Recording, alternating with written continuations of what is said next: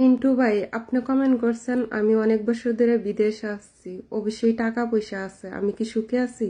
না ভাই, আমি সুখে নাই।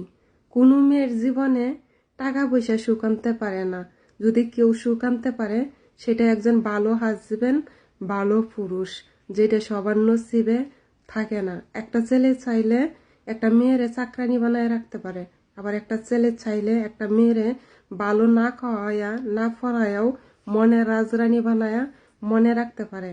আর আমরা প্রবাসী মেয়েদের টাকায় আপন মানুষের সাথে সম্পর্ক নষ্ট করে ফেলে। একটা মেয়ের টাকা থাকলেও সমস্যা, না থাকলেও সমস্যা।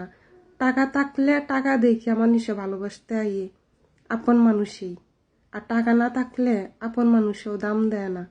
এই হচ্ছে আমরা মেয়েদের জীবন।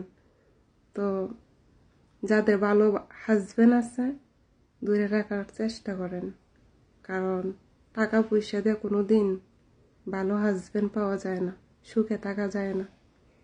টাকা শুধু দুঃখ আনে জীবনে, আর কিচ্ছুই আনে না।